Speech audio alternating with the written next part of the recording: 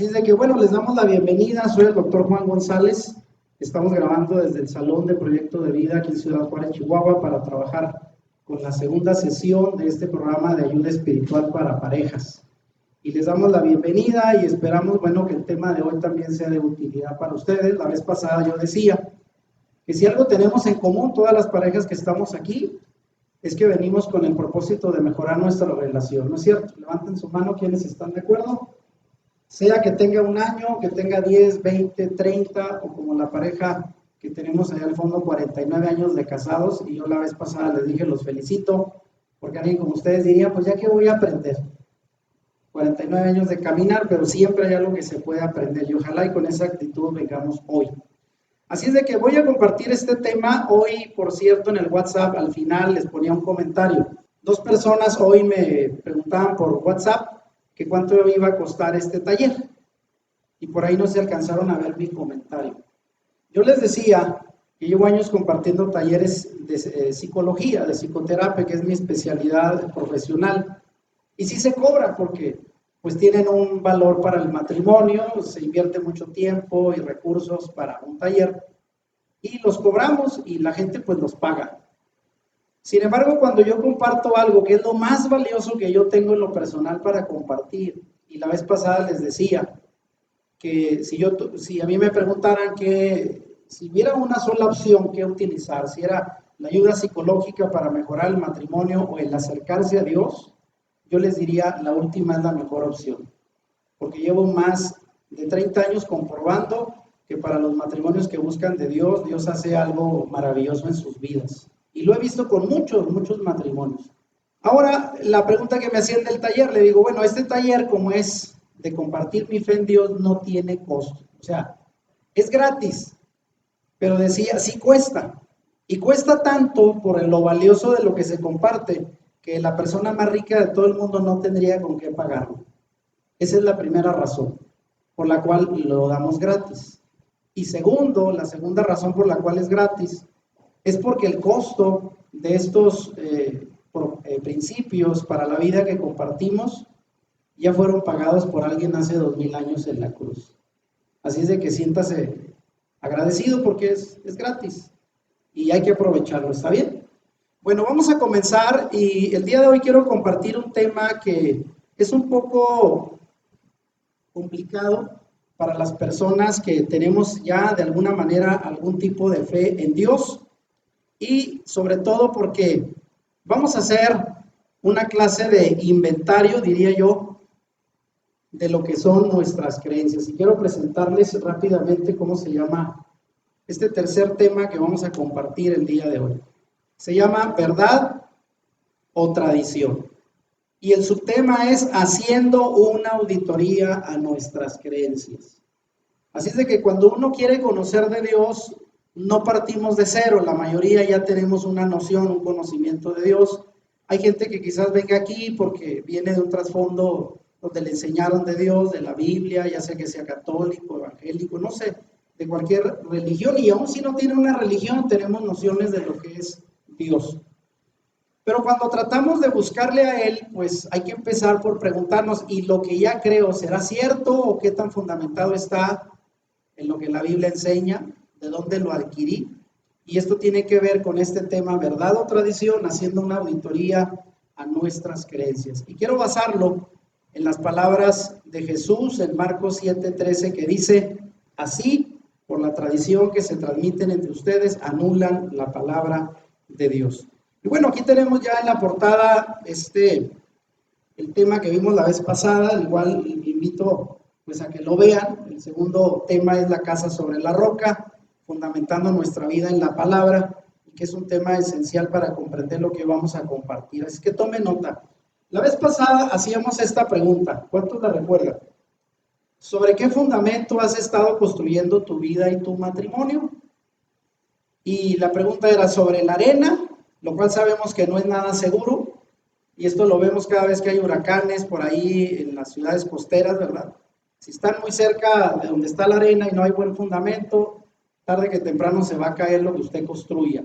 Y del lado derecho, si lo hace sobre la roca, que es lo más firme que hay, pues pase lo que pase, vengan vientos, tempestades, nada le va a ocurrir a la casa, se va a mantener firme.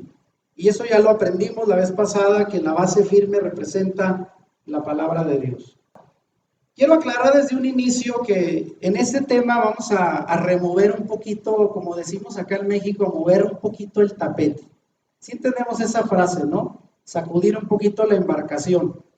Y tengo que ser honesto en que voy a tener que sacudirles un poco. Pero pues agárrense bien, no creo que se caigan de la silla. De ahí, no creo que del suelo no pasemos. Para que luego podamos descubrir lo importante que es tener un ancla. Y puse aquí en la ilustración, vean una pareja que está navegando contra el viento y la marea, allá arriba, hasta que tiran el ancla, lo cual hace seguro que ya no sean removidos. Ahora, y de ahí, hoy en la mañana compartía esta imagen que dice que nuestra esperanza es un ancla firme y confiable para el alma. Y esto está en la Biblia en Hebreos 6:19. Lo cual significa que tener una fe sólida en Dios es como el ancla para un barco. Cuando se agita duro por la tempestad y que usted ve que casi se hunde o casi el barco se da la vuelta, pues ahí el ancla, que es nuestra fe en Dios, es la que nos ayuda a mantenernos firmes. Y esto tiene que ver con la fe, con las creencias en Dios, que son, como lo hemos venido diciendo, lo más seguro para mantener una relación estable. Háganse esta pregunta, por favor. ¿Sobre qué fundamento están basadas tus creencias? Y pongo del lado izquierdo sobre tradiciones humanas o del lado derecho sobre la verdad de la Biblia. Y es que vamos a tener que ver el día de hoy, por eso hablamos de una auditoría. ¿Qué es una auditoría? Para los que trabajan en empresas, vamos a hacer una auditoría. ¿De qué trata una auditoría? A ver, hay algunos aquí que saben mucho más que yo de eso. Mario, ilústranos, tú sabes de eso. ¿Bien? Una validación de procesos, de formas de trabajar o en todo caso de cuentas, de dineros, de activos.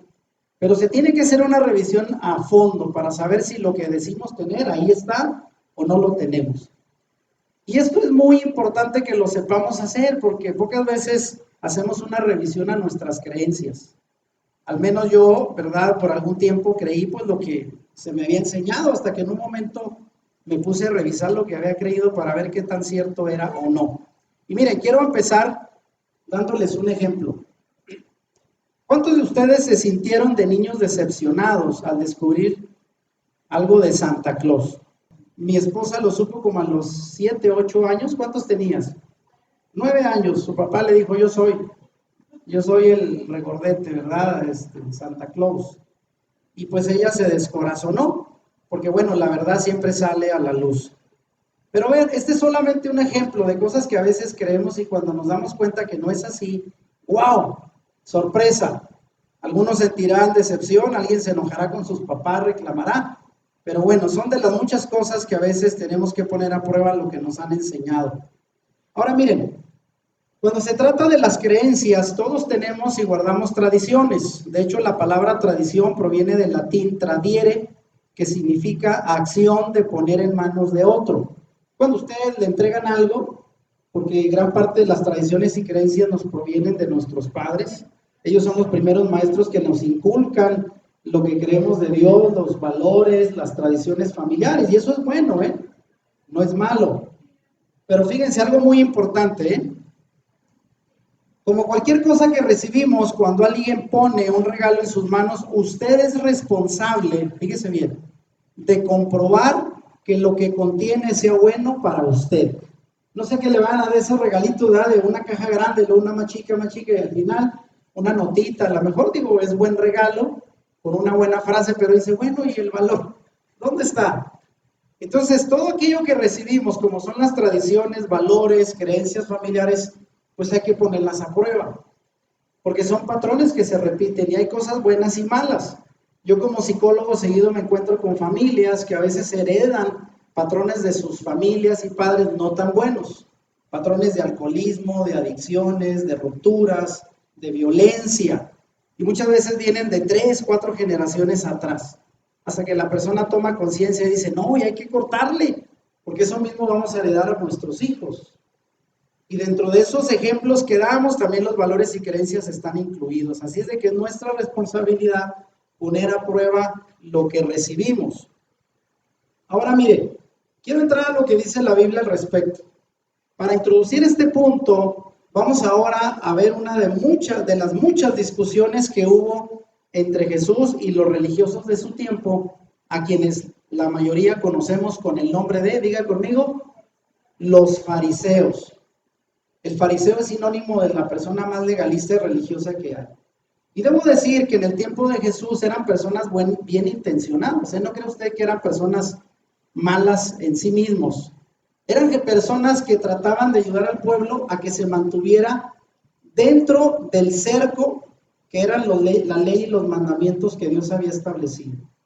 Y que no se saliera, porque salirse de ese cerco era inseguro. El problema de ellos es que se hicieron tan rigurosos que le agregaron muchas cosas a lo ya establecido y se volvieron legalistas. Y lo peor de todo es que lo enseñaban para que los demás lo hicieran y ellos no lo cumplían. Ese es el grave problema. Entonces, sinónimo de fariseo, gente legalista y religiosa. Viendo lo que pasó en esta historia donde Jesús debatió con ellos, dice este pasaje. Así que los fariseos y los maestros de la ley le preguntaron a Jesús, ¿por qué no siguen tus discípulos? Y ahí subrayo, vean, durante toda la enseñanza voy a estar poniendo en color rojo lo que representa la tradición humana, los preceptos nuestros, no los de Dios. Y en color verde voy a poner lo que tiene que ver con las leyes, mandamientos divinos. Y aquí la pregunta fue, ¿por qué no siguen tus discípulos la tradición de los ancianos en vez de comer con manos impuras? Y es que algunos recuerdan que en una ocasión traían tanta hambre los discípulos que pasaron por un campo y agarraron trigo y lo desgranaron con las manos, sin lavar, si se lo comieron. No era ilegal porque para alguien que andaba en el campo podía hacerlo, no estaban robando, eso estaba permitido en la ley. Pero estos señores, en lugar de pensar que era una necesidad de ellos, pues, aliviar el hambre, de lo que les molestó fue que no se lavaron las manos, porque esa era una ley ritualista, no bíblica, impuesta por los ancianos de Israel en aquel siglo. Era un mandamiento humano, no estaba en la Biblia. ¿Sí lo está entendiendo? Porque a veces no sabemos diferir entre lo que dice Dios y lo que dice alguien. Alguien impuso alguna ley, alguna tradición, y algunos piensan que es Dios quien lo hizo. Así de que esto era una tradición de ancianos. No cumplieron los discípulos al no lavarse las manos. Ahora miren lo que les contesta Jesús. Jesús les contestó, tenía razón Isaías cuando profetizó acerca de ustedes, hipócritas. Según está escrito, este pueblo me honra con los labios, pero su corazón está lejos de mí. O sea, el problema que ellos tenían es que de manera externa, y ese es el clásico ejemplo de una persona religiosa, es que cumple de manera externa, pero por dentro viola los mandamientos. Y eso pues es una hipocresía. Entonces Jesús los señaló de esta manera y muy dura, para un religioso que en aquel tiempo se creía ser casi perfecto, que le dijeran estas palabras era una ofensa de lo más grande que usted se imagina. Pero Jesús pues conocía los corazones y les pudo decir así, ustedes me honran con labios, pero su corazón está lejos de mí. Ahora fíjense lo que les dice, en vano me adoran, sus enseñanzas no son más que, y otra vez en color rojo, reglas humanas. Ese era el problema. Gran parte de la religiosidad de ellos era así. Ustedes han desechado, vean ahora en verde, los mandamientos divinos y se aferran a las tradiciones humanas. Ese fue el señalamiento que les hizo Jesús a estos legalistas.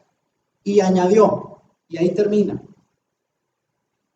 qué buena manera tienen ustedes de dejar a un lado los mandamientos de Dios para mantener sus propias tradiciones. Y todo esto lo va a encontrar usted en la Biblia, en Marcos 7, del 5 al 9.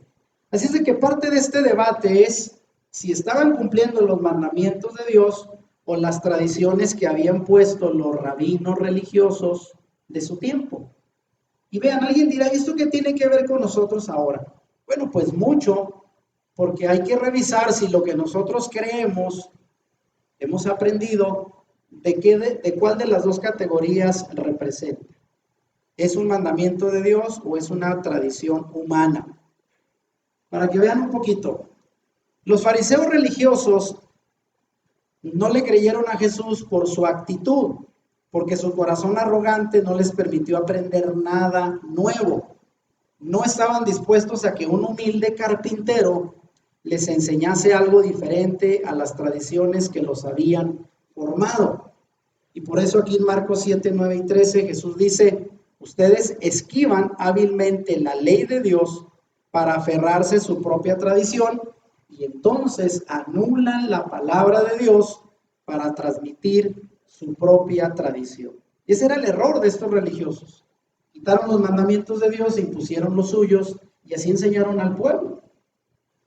Según las palabras de Jesús, el problema no es tanto las tradiciones que guardamos o heredamos de nuestros padres. El problema radica en que cuando guardamos estas tradiciones humanas, nos podemos olvidar de lo más importante que son, diga conmigo, los mandamientos divinos. O sea, si tuviéramos valores, principios, tradiciones, todas las familias los tenemos. Usted quizás, ahorita vamos a hacer un ejercicio de eso, para que usted recuerde cómo todas las familias tenemos ciertas tradiciones. Desde aquellos que dicen, mi papá se levantaba temprano y ponía café, era lo primero que hacía. Y toda la familia hasta el día de hoy desayunamos y ahí está el café. Yo así recuerdo a mi papá, tenía una taza especial y él tomaba café negro, todos los días. Entonces se van haciendo tradiciones, son hábitos, son costumbres, valores y son buenos. Pero estos no deben descartar nunca, obviamente, los mandamientos divinos. Ahora, hago un paréntesis y aquí quiero hacer una aclaración, Paréntesis.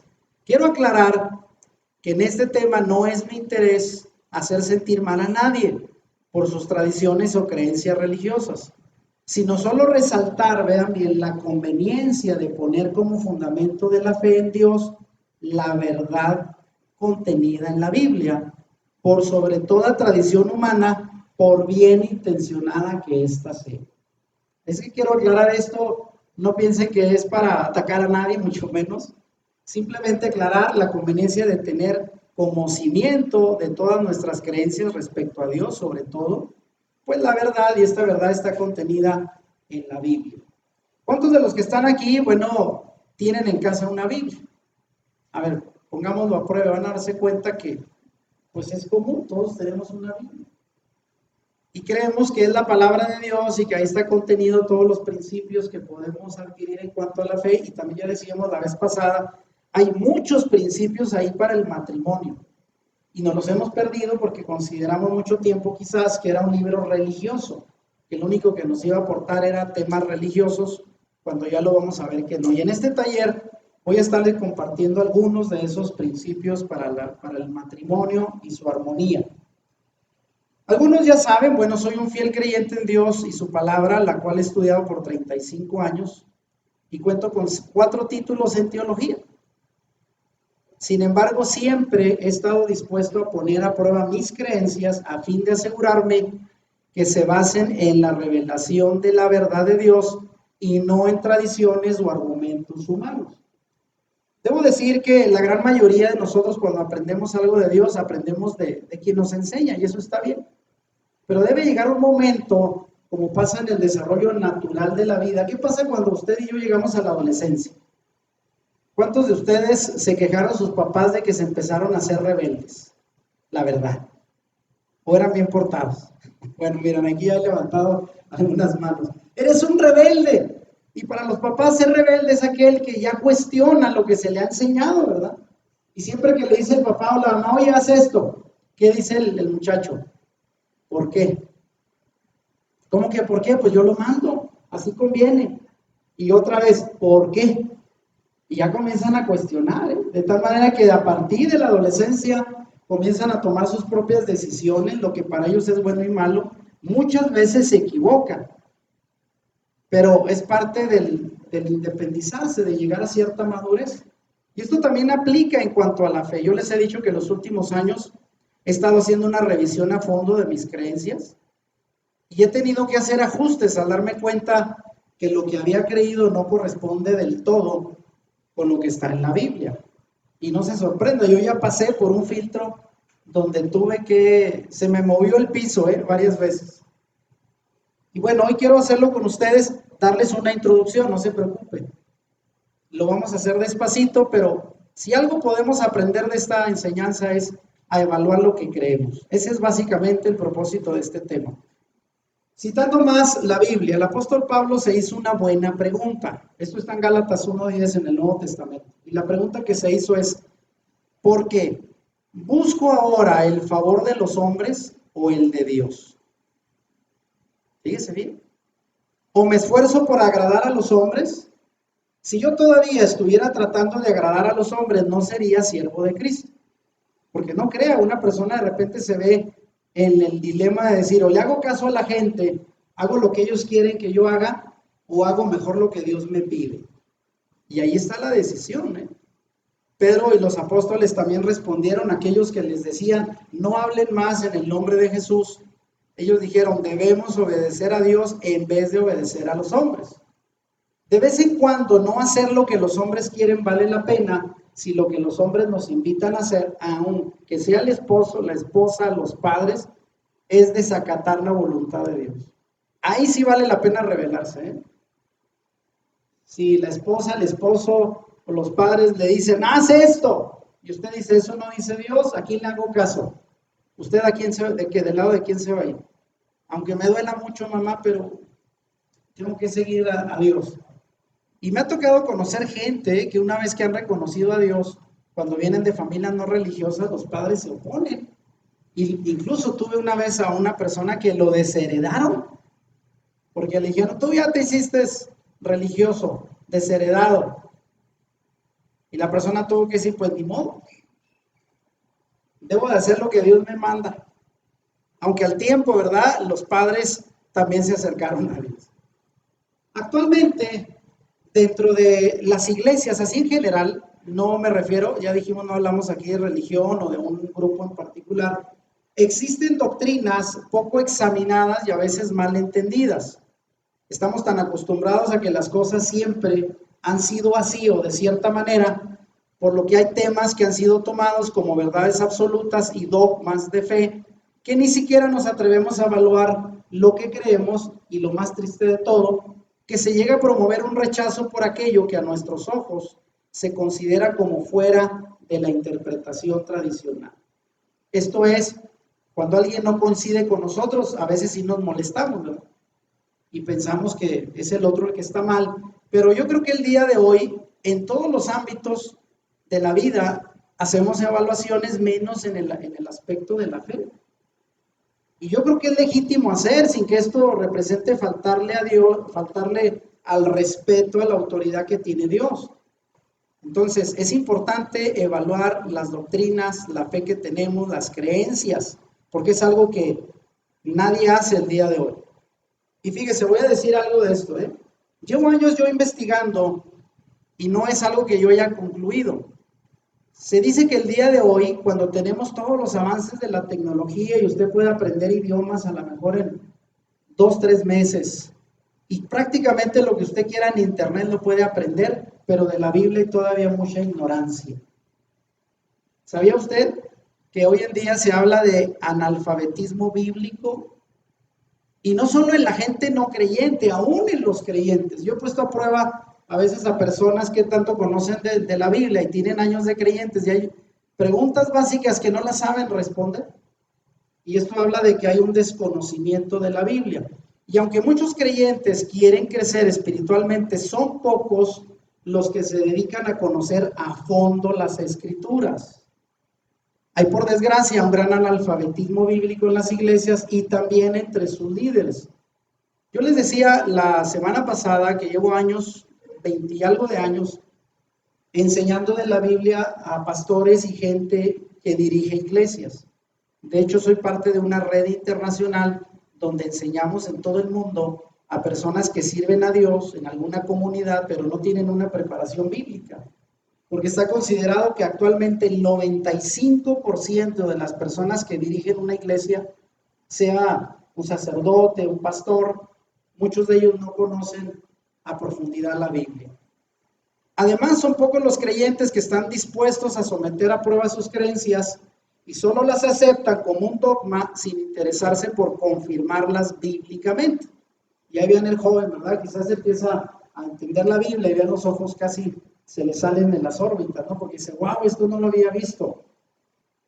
Hay que tener en claro que las doctrinas y creencias de la fe cristiana que profesamos hoy en día han sido el resultado de la interpretación de la Biblia, que es un documento que dista de nosotros por al menos 2000 años. Fíjese, un documento, esa Biblia que usted tiene en casa, la parte más nueva, que es el Nuevo Testamento, se escribió hace 1900, 2000 años. Y la parte más antigua, que es la primera parte, el que llamamos Antiguo Testamento, tiene entre 2500 y 3500 años. Se da una idea de lo antiguo que es. Y fue escrita en otro idioma. El Antiguo Testamento fue escrito en hebreo y arameo, y un hebreo que ya no se habla hoy. Los que hablan hebreo no era ese idioma, es un idioma antiguo. Y el Nuevo Testamento fue escrito en griego. Y además de que fue escrito en otro idioma, proviene de un contexto cultural distinto al nuestro. Fue escrito en Medio Oriente, lo que es hoy Israel y aquellas tierras alrededor. Por lo que no es fácil su correcta interpretación. Así es de que cuando alguien agarra una Biblia, claro que está ya traducida en español, pero hay que entender que es un libro antiguo y aún en la traducción, pues sí hay errores. Así es de que es bien importante, no es tan fácil entenderla, aunque tampoco es imposible. Para entender cabalmente la Biblia debemos de reconocer que esta fue parte de la herencia cultural y religiosa del pueblo hebreo, que fue escrita en hebreo y en el contexto de sus costumbres, las cuales están muy alejadas de nuestra cultura y cosmovisión occidental. Yo no sé cuántos de los que están aquí, quizás por trabajo o por... Hoy es muy fácil relacionarse con personas de otro continente, ¿no es cierto? Y de repente estar hablando con un ruso. Por ahí hace poco veía un video, ¿verdad?, de rusos, de chinos que vienen a México y se quedan a vivir, y de repente hacen videos para mostrar la cultura mexicana a la gente donde ellos vienen, y es otro mundo. Aún en nuestro tiempo, viajar a otro continente, usted se va a encontrar con costumbres, idiomas, la cosmovisión es distinta. Y por eso es que no es tan fácil entender a cabalidad la Biblia. Ahora, mire, voy a darle un ejemplo para que se dé una idea de cómo a veces por no conocer el trasfondo cultural original de la Biblia, que fue escrita en el contexto cultural hebreo, podemos hacer interpretaciones muy fuera de la realidad. Y la pregunta que quiero hacer es esta, vean. ¿Cuántos de ustedes se recuerdan del pasaje de Pedro que negó al Señor? ¿Sí? ¿Y qué le dijo Jesús? Bueno, aquí la pregunta es, ¿realmente hubo un gallo que cantara 3 veces? Porque Jesús le dice, vean, Mateo 26:34, porque Pedro le dice, yo no te voy a negar, voy a ir contigo hasta la muerte si es necesario. Y el Señor le dice, Pedro, como siempre, haciéndote valiente, ¿verdad? Te voy a decir que tú eres el primero que vas a correr. Cuando te pregunten si eres mi discípulo, 3 veces me vas a negar. Pero el asunto no fue ese, sino Jesús le dijo a Pedro, la traducción en español dice, de cierto te digo que esta noche antes que el gallo cante, me negarás 3 veces. Entonces la pregunta es, ¿cantó 3 veces al gallo al mismo tiempo que Pedro negó al Señor 3 veces? Y mucha gente sí piensa, que en la madrugada cuando a Pedro se le preguntaron 3 veces si conocía a Jesús y él dijo, no lo conozco, y hasta blasfemó. O sea, dijo unas palabrotas de esas grandes. Peor todavía. Y la gente dice, ahí cantó el gallo de seguro. Pero vean, en este pasaje es una mala traducción, ya que en vez de referirse a un gallo, un animal que ahí pongo, en realidad se refería al canto de un oficial pregonero en la cultura hebrea conocida como cantores. En hebreo es la palabra geber. Y estos eran los encargados de abrir las puertas del templo todas las mañanas y gritaban 3 veces para llamar a los sacerdotes a sus funciones en el templo, y llamaban con el shofar. Ese que está ahí es el cuerno del carnero. Cuando usted escucha en la Biblia que habla de trompetas, no se refiere a trompetas de mariachi, ni a trompetas metálicas, se refiere al cuerno del carnero. Y ellos usaban el cuerno del carnero para tocarlo al menos 3 veces y avisarle al pueblo que el templo estaba abierto para venir a adorar. Entonces la pregunta, ¿hubo un gallo? No hubo. Ahora, algunos de ustedes, levanten la mano, ¿quién viene a darse cuenta apenas ahora? Sinceramente, que no sabía, y dice, válgame Dios, mira, ¿Dónde vengo? Y yo que hasta a mis hijos les he enseñado que el gallo cantó y la cosa. Pues qué mentiras ando enseñando. Pero bueno, no es que usted enseñe, bueno, pues es que es lo que aprendimos. Y como no tenemos conocimiento de la cultura hebrea, hay cientos de pasajes así, que cuando usted los ve en cómo ocurrieron en la realidad, dice, bueno, pues, ¿y de dónde tengo yo esa creencia? Y es porque ignoramos que la Biblia es de otra cultura distinta a la nuestra.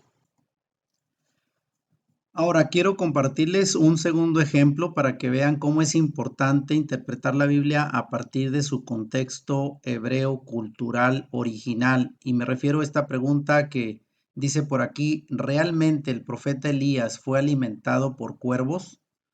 Algunos conocen esta historia que está narrada en Primero de Reyes capítulo 17 y dice el texto bíblico así: Apártate de aquí y vuélvete al oriente y escóndete en el arroyo de Querit, que está frente al Jordán.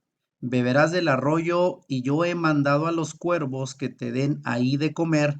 Y él fue e hizo conforme a la palabra del Señor.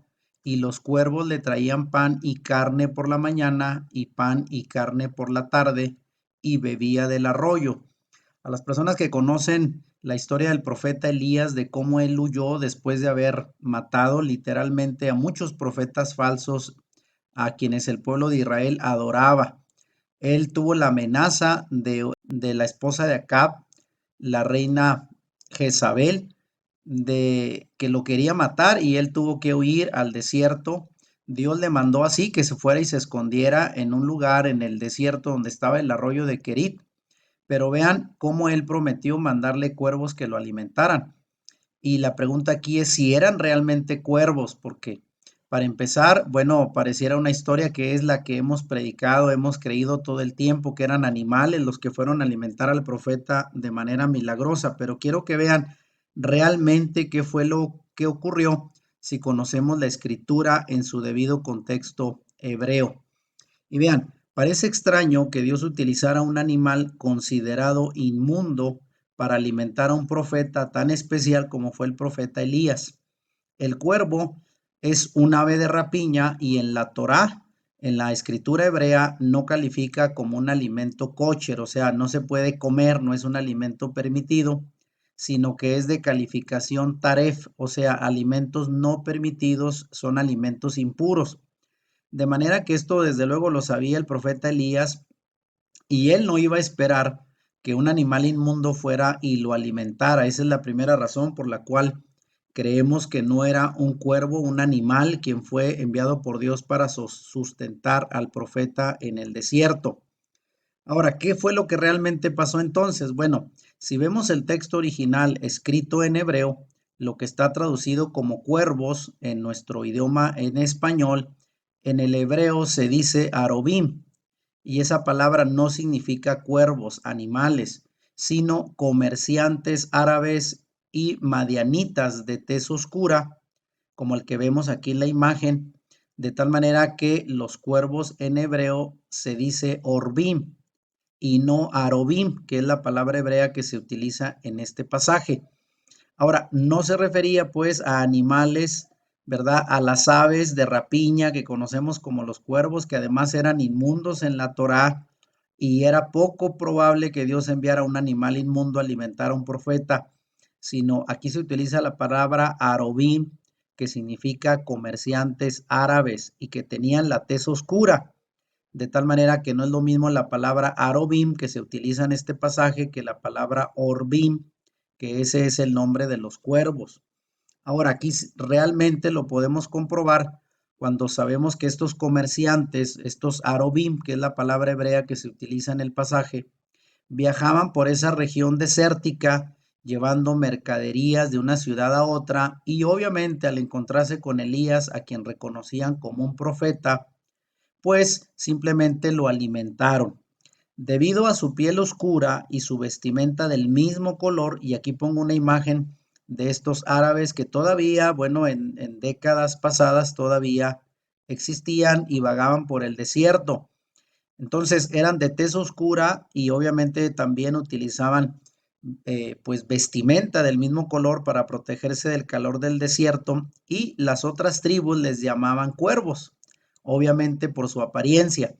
Pero este pasaje explica cómo hemos malinterpretado la Biblia al desconocer el origen de las palabras en hebreo y sobre todo el contexto hebreo oriental que obviamente acá en Occidente nosotros ignoramos. Así de que son solamente estos dos ejemplos para que se den una idea que la interpretación precisa de la Biblia requiere mucho del conocimiento del contexto hebreo cultural que por desgracia la mayoría de los creyentes, mayormente en Occidente, carecen y de ahí las malas interpretaciones que surgen de estos y muchos otros pasajes que pudiera compartirles. Ahora mire, el principal error fue y ha sido querer entender la Biblia con la mentalidad griega y romana, que fueron las civilizaciones que existían en la época de Jesús. La civilización que controlaba antes de los romanos fueron los griegos, y los griegos, de ahí viene toda una vasta tradición de la mente. Los griegos se especializaban en el conocimiento. Los romanos eran especialistas en las leyes y en construir caminos. Pero ambas civilizaciones que gobernaban en el primer siglo fueron las que intentaron interpretar la Biblia que provenía de los hebreos, de los judíos, con su mentalidad griega y romana. Y por cierto, aquí pongo entre paréntesis, en estas dos mentalidades se han basado las creencias cristianas hasta el día de hoy. O sea, la Biblia viene de los hebreos y la entendemos con la mentalidad griega. Es como si usted se lleva de aquí, ¿verdad?, el código maya y se lo lleva a los rusos, pues ni yo entiendo la cultura maya, y eso que estoy en México, pues a lo mejor menos los rusos, ¿no? Al menos que se dediquen a estudiar eso. O si alguien trae un documento que provenga de la cultura alemana, pues va a ser difícil aquí interpretarla, al menos que nos vayamos a investigar allá. Esto es lógico, ¿no? Pero no se interpreta la Biblia con la mentalidad hebrea, que es de donde proviene la Biblia. Toda la Biblia fue escrita por judíos y vienen de esa mentalidad distinta a la nuestra. De manera entonces que el pensamiento griego occidental ve al mundo a través de la mente, y esto le llamamos el día de hoy el pensamiento abstracto. Mientras que el antiguo pensamiento hebreo, del cual viene la Biblia oriental, ve el mundo a través de ¿qué cosa? Díganlo conmigo. Los sentidos y la fe. Y eso tiene que ver más con el pensamiento concreto. Entonces, hay una distinción entre pensamiento abstracto, que proviene de la cultura griega, y el pensamiento concreto, que viene de los sentidos y de la fe del pueblo hebreo. Y esto hace una gran diferencia, créanlo. El solo concepto de verdad es entendido de manera diferente en el mundo griego que en el mundo hebreo. Es fundamental entender con exactitud su significado, el significado de verdad, porque la distorsión de la verdad está, como dice un teólogo de los años 80, por cierto alemán. Debo decir que los principales teólogos de los últimos 100 años son alemanes. Este teólogo llamado Wolfgang Pannenberg dijo que la verdad mal interpretada está conectada con la profunda crisis, no solo de la teología, el estudio de Dios, sino de las iglesias cristianas y de la fe cristiana en el presente. O sea, si no entendemos bien la Biblia porque está en otro idioma, en otro contexto, y la interpretamos, imagínense cómo va a ser nuestra fe. Muy desviada de lo que originalmente era. No sé si lo está entendiendo. Esa es la finalidad de esta charla. La palabra griega, fíjense, me voy a ir ahora por la palabra verdad. Alguien dice por ahí que cada quien tiene su verdad, pero sí hay verdad absoluta, y esos principios eternos vienen de la Biblia. Yo puedo tener mi verdad para mí, pero hablando de los 10 mandamientos, son leyes universales que Dios estableció para toda la humanidad en cualquier contexto cultural. Los 10 mandamientos se aplican aquí, igual en China. La palabra griega para verdad viene de la palabra aletheia, en griego, y significa lo que ha sido revelado o descubierto. Por ello, el afán occidental por querer desentrañar mediante la razón todo lo que está oculto. Vean, el día de hoy la ciencia, ¿de qué se trata? De sacar a la verdad los principios que operan en la naturaleza para el bien del hombre. Y el hombre de siempre, sí, así, el hombre de ciencia siempre está utilizando la razón, su capacidad mental para extrañar todo lo que se pueda. Y vaya que la gran mayoría de los descubrimientos ni siquiera son inventos, son descubrimientos que ya existían y estaban puestos por Dios en el mundo. Fíjense, yo utilizo como técnicas de psicoterapia herramientas que le digo a mis pacientes, esto no es una invención, es algo natural. ¿Quieres relajarte? ¿Quieres quitar la depresión, la ansiedad? Te voy a enseñar una herramienta que se pone en marcha todos los días cuando tú duermes. Entonces, todo lo que es bueno, usted sabe que las plantas, los alimentos más naturales, orgánicos, son los mejores. ¿Y quién los provee? La naturaleza. ¿Y quién hizo la naturaleza? Pues Dios. Es lo más benéfico que hay. Y lo mismo pasa en términos de la fe y la verdad. Ahora vean, en cambio, el término hebreo que se traduce como verdad es la palabra emet, que viene de la misma raíz de la palabra que la semana pasada les enseñaba, ¿se acuerdan? Emuná, que se traduce como fe. Y decíamos que emuná no solamente es una creencia intelectual, mental, porque la mayoría de la gente dice, yo creo en Dios, y a lo que se refiere es que asiente su mente para decir que un Dios existe. Es un ejercicio intelectual, pero emuná en hebreo tiene tres significados, ¿se acuerdan? Creer, confiar y obedecer. Y todas esas dos últimas son las que a nosotros nos fallan. Creemos mentalmente, pero no confiamos y mucho menos a veces obedecemos la palabra. Por eso es que los principios que están en la Biblia no le aplican a la gente porque ahí están, no los descubre y si los conoce, pues no los obedece. Es como ir con un buen médico, le da un buen tratamiento, pero no se lo toma, pues ¿de qué le va a servir? Ahora vean, la palabra emet está asociada a la veracidad de las normas, leyes o principios de Dios, los cuales son confiables y creídos mediante la fe, no mediante la razón. De hecho, dijimos la vez pasada que a diferencia del día de hoy, la gente que tiene un pensamiento lógico dice, yo voy a creer hasta que me lo enseñe, me lo demuestre. Yo quiero que me lo explique racionalmente. Y la fe muchas veces no se entiende así, se tiene que entender bajo los ojos, ¿verdad?, de lo que es la fe, la confianza en los principios de Dios, que no siempre tienen que ver con la razón. De hecho, la fe, ya dijimos la vez pasada, cómo se adquiere, por lo que vemos, ¿con cuál de los sentidos? Por lo que oímos. De ahí proviene la fe. Y aquí el Salmo 119, 160 dice, la suma de tu palabra es verdad. Entonces, ¿dónde está la verdad? En lo que proviene de Dios, su palabra, que es confiable y la podemos entender a través de la fe, de la emuná, y esto tiene que ver con el significado de verdad, que es la palabra emet en hebreo. Es tan distinto los conceptos de un idioma a otro que de verdad nos la hemos perdido a veces. Por lo que el reto ahora es interpretar las enseñanzas de la Biblia de acuerdo a su contexto, a ver, diga conmigo, su contexto hebreo original, porque así fue escrito originalmente.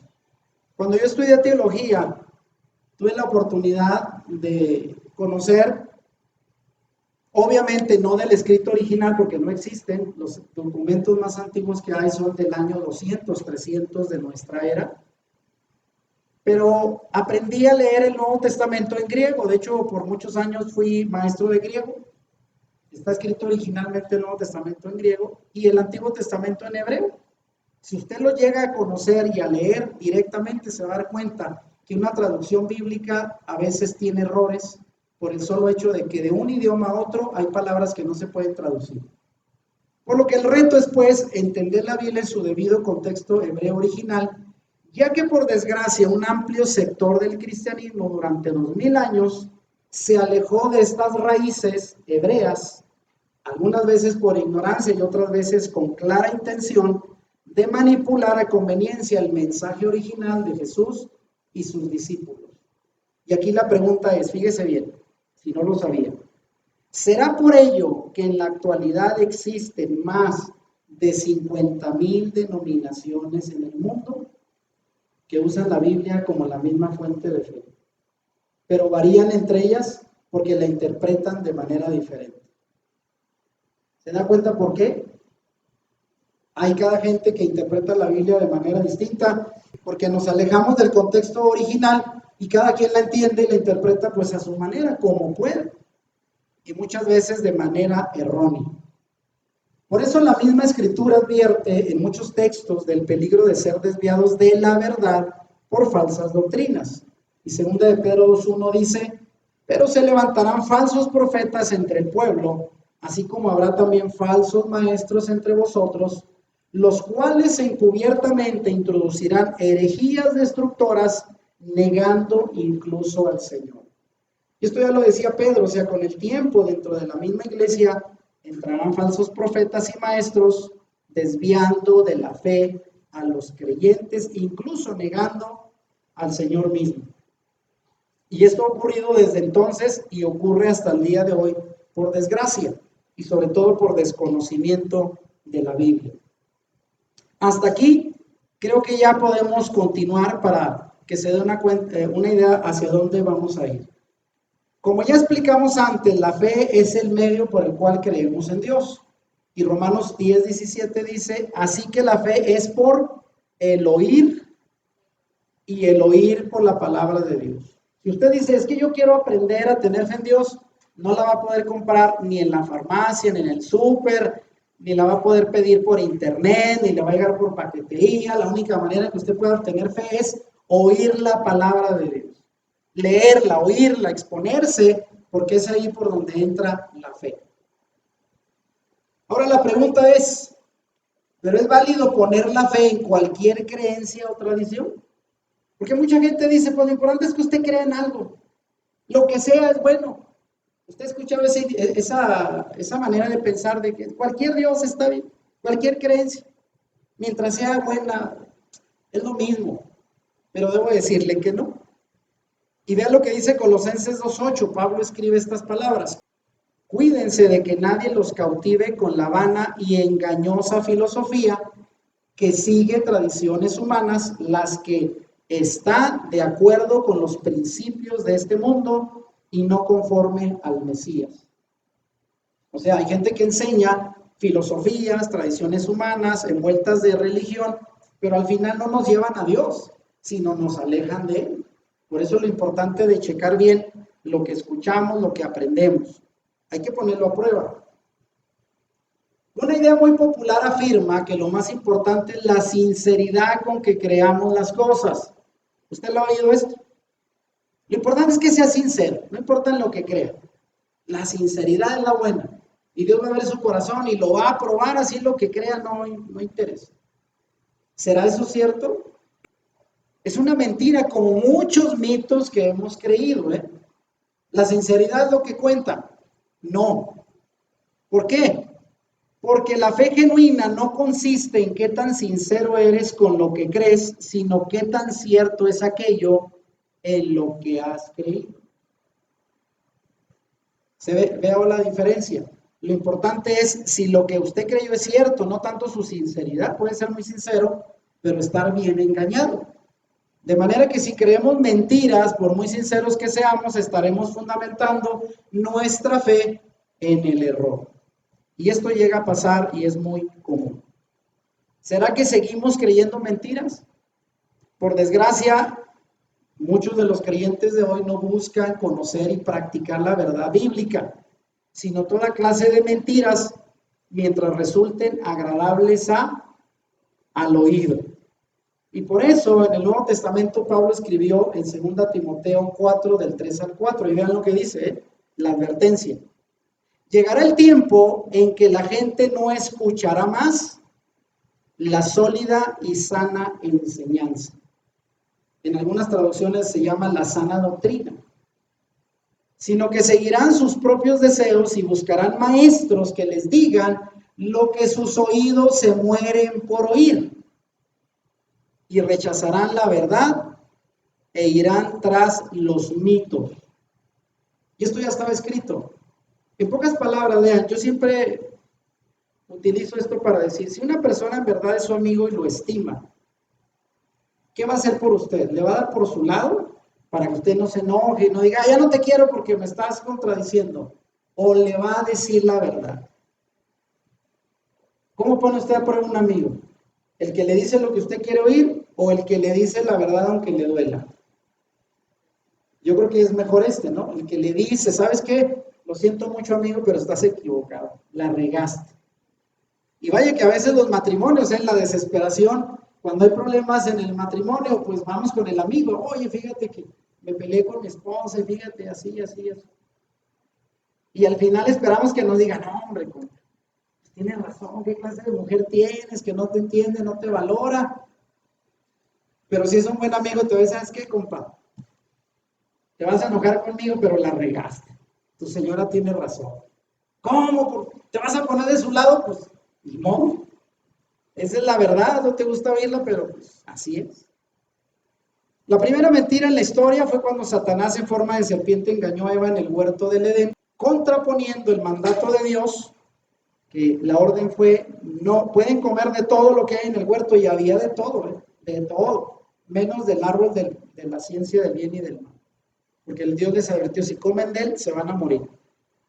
Sin embargo, esta serpiente engañó a Eva, contraponiendo el mandato de Dios e impulsando su desobediencia para hacer las cosas a su manera y no a la manera de Dios.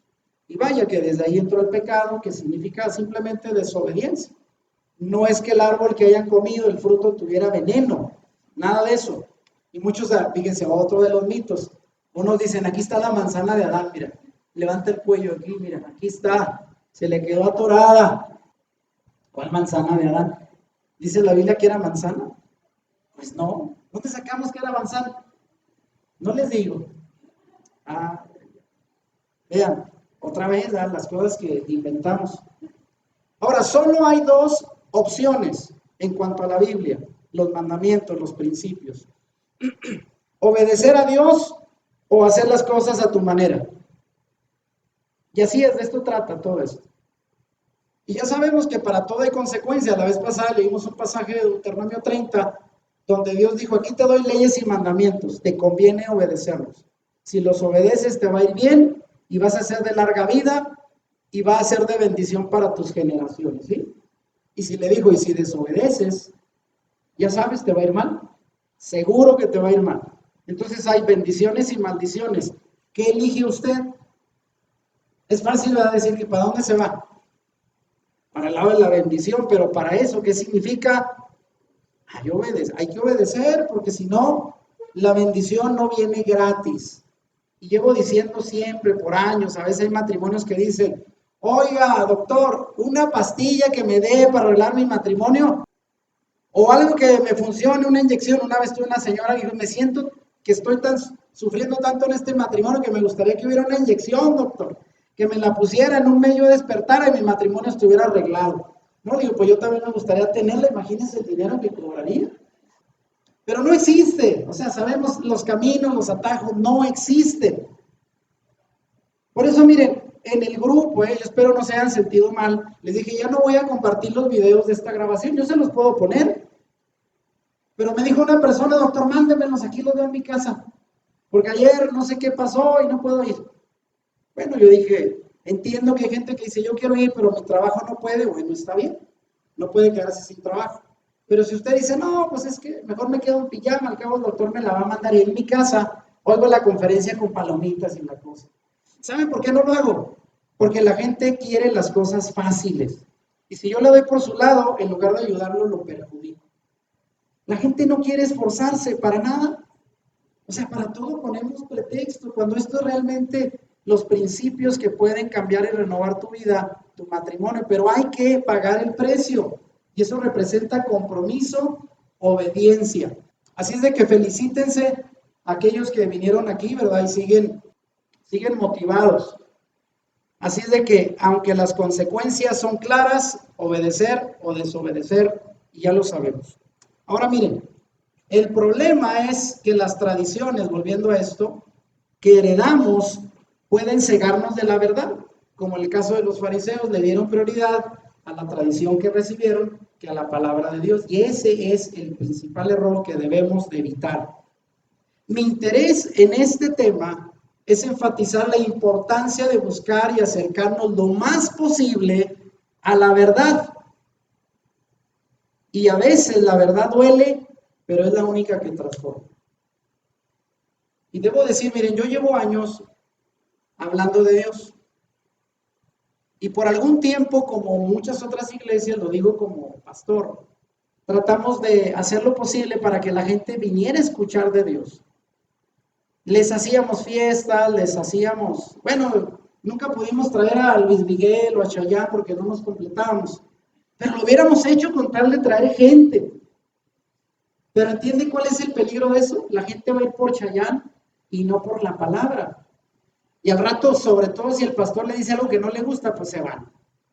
Y desde hace años ya no me importa. Si la gente se queda o se va, no me importa. Yo tengo que predicar la verdad, aunque a la gente no le guste. Porque eso es hacer lo que Dios me pide. Si yo le doy a usted por su lado, para que usted esté contento, diga, ay, qué bonito, el pastor siempre habla todo lo que a mí me gusta, entonces yo voy a dar un día cuentas a Dios y voy a salir reprobado.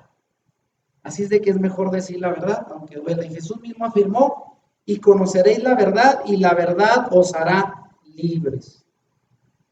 Una de las señales de los tiempos finales es que las naciones reconocerán su error. Y esto ocurrirá al final de los tiempos. Todavía no ha llegado este tiempo. Jeremías, un profeta de la antigüedad, dijo estas palabras. Desde los confines de la tierra vendrán a ti las naciones y dirán, diga conmigo, fíjese, las naciones le dirán a Dios, solo mentira heredaron nuestros antepasados. Heredaron lo absurdo, lo que no sirve para nada. Y eso nos transmitieron y eso nosotros a nuestros hijos. Por eso estamos tan perdidos. Por eso conocer la verdad es para caminar en el camino recto hacia donde nos va a ir bien. Y eso mismo heredar a nuestros hijos. Digo, esto será importante y todo empieza con nosotros. Miren, la mentira. Si lo que nuestros antepasados heredaron, como dice el pasaje de Jeremías, fueron mentiras, una mentira no se convierte en verdad solo porque fueron sinceros. Otra vez, mucha gente dice, cuando llegue con Dios y Él me reclama que la regué, yo le voy a decir, pues es que así me enseñaron y como fui muy sincero, pues no vendrá eso. Y Dios va a decir, no, la sinceridad aquí no cuenta, ¿obedeciste mi palabra o no?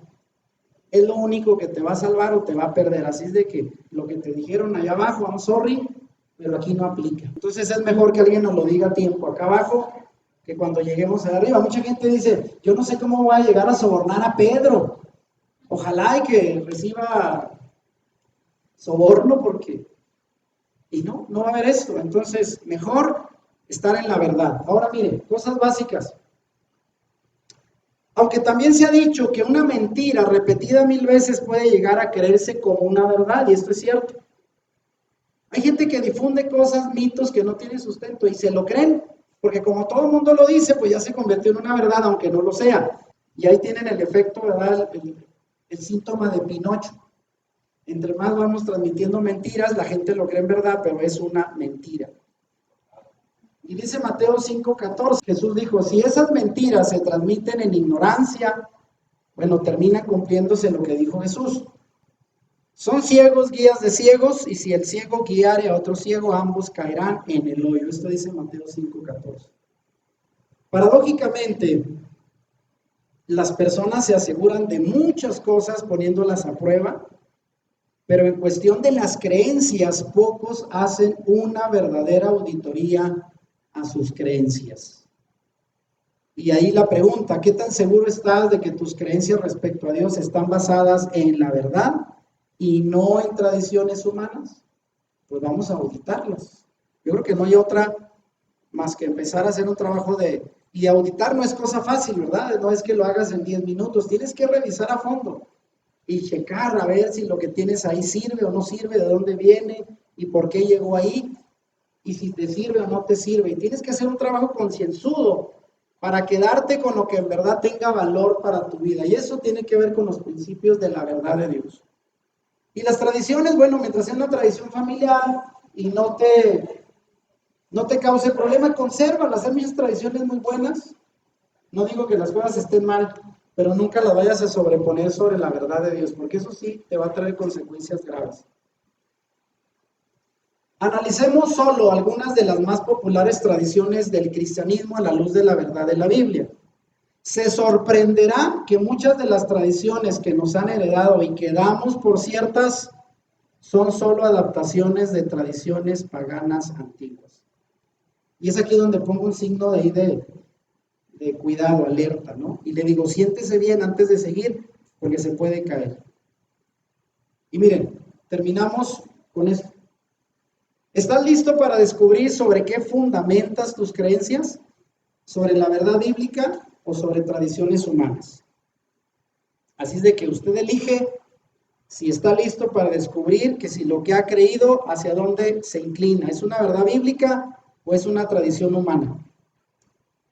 Y ahí vamos a hacer un ejercicio. Voy a detener aquí la grabación porque vamos a hacer un rápido inventario de nuestras creencias. Este trabajo lo vamos a hacer aquí en unos minutos, pero mi recomendación es que usted se lo tome en serio y lo haga con su esposo en su casa para hacernos estas preguntas. ¿Qué clase de creencias y tradiciones religiosas te inculcaron tus padres? Todas las que recuerden, ¿eh? ¿Cuántas de esas creencias y tradiciones sigues practicando hoy y enseñando quizás a tus hijos o a tus nietos? Y finalmente, ¿has puesto a prueba lo que crees a la luz de las escrituras? ¿Las has auditado? ¿Las has revisado? ¿O por primera vez hoy te estás dando cuenta lo importante que es revisar lo que crees, lo que te enseñaron tus padres, para ver si es cierto? Entonces, vamos a llegar hasta aquí. Esta es la primera parte de la charla. Si te gustó este video, dale like y compártelo con tus amigos. Suscríbete a nuestro canal si no lo has hecho y activa la campanita para que YouTube te avise cuando subamos nuevos videos. Bendiciones.